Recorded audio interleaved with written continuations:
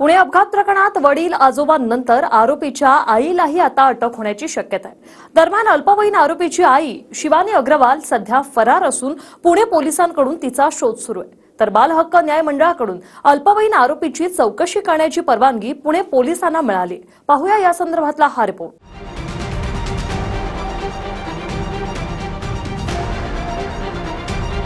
पुणे अपघात प्रकरणात रोज नवनवीन माहिती समोर येते। दरम्यान या प्रकरणात वडील आणि आजोबांनंतर अल्पवयीन आरोपीच्या आईचीही एंट्री झाली। त्यामुळे पुणे पोलीस अल्पवयीन आरोपीची आई शिवानी अग्रवालच्या शोधात आहेत। पुणे अपघातानंतर अल्पवयीन आरोपीला वाचवण्यासाठी त्याचं ब्लड सॅम्पल बदलण्यात आलं होतं। ससून रुग्णालयाचे डॉक्टर अजय तावरे आणि श्रीहरी हळणोरनं ब्लड सॅम्पल बदललं होतं। ब्लड सॅम्पल बदलल्यामुळे तावरे आणि हळणोरचं निलंबन करण्यात आलं असून ते गजाआड आहेत। यानंतर या प्रकरणाच्या चौकशीसाठी डॉक्टर पल्लवी सापळेंच्या नेतृत्वात चौकशी समिती स्थापन करण्यात आली। चौकशी समितीच्या अहवालातून अल्पवयीन आरोपीऐवजी त्याच्या आईचंच ब्लड सॅम्पल घेतल्याचं समोर आलंय। डॉक्टर श्रीहरी हळणोरनं आरोपीच्या आईसह 2 वृद्ध असे एकूण 3 जणांचे ब्लड सॅम्पल घेतले आणि फॉरेन्सिक लॅबमध्ये आईचं ब्लड सॅम्पल पाठवलं। त्यामुळे रिपोर्ट अल्कोहोल निगेटिव्ह आला।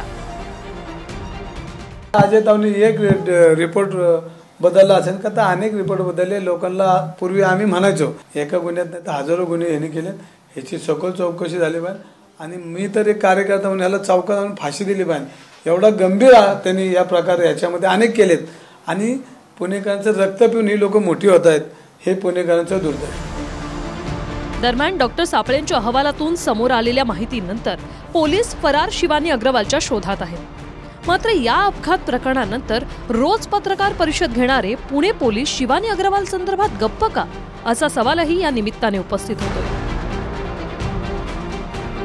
पुणे अपघात प्रकरणात मुख्य अल्पवयीन आरोपी बाल सुधारगृहात आहे। वडील विशाल अग्रवाल ही न्यायालयीन कोठडीत आहेत। अल्पवयीन आरोपीचे आजोबा सुरेंद्र अग्रवालही पोलीस कोठडीत आहेत। तर आरोपीची आई शिवानी अग्रवाललाही या प्रकरणात अटक होण्याची शक्यता आहे। पुणे अपघात प्रकरणावरून आक्रमक असलेल्या विरोधकांनी आता आपला मोर्चा पुण्यातील अनधिकृत बार आणि पबकडे वळवलाय।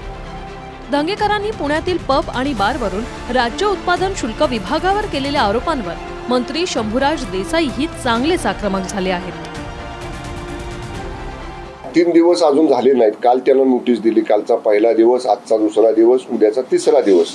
त्यामुळे 3 दिवस नोटीसची पूर्ण झाल्यानंतर त्यांचं काय म्हणणं येते बघू। नाही आलं तर माझ्या कायदेशीर वकिलांच्या बरोबर मी बोलेन आणि पुढची प्रक्रिया सुरू करू आपण।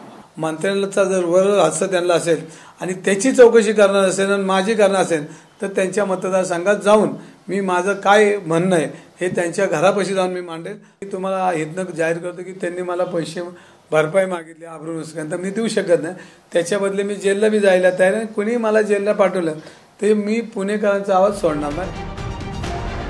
पुणे अपघात प्रकरणात दिवसेंदिवस मोठमोठे खुलासे समोर येत आहेत। दरम्यान वडील आजोबांनंतर आरोपीच्या आईवरही या प्रकरणात कारवाई होण्याची शक्यता आहे। Bureau report TV9 Marathi.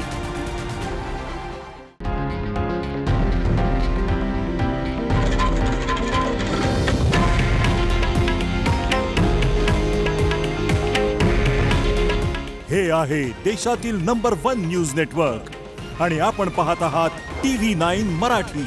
काळजी तुमची, हित महाराष्ट्राचं।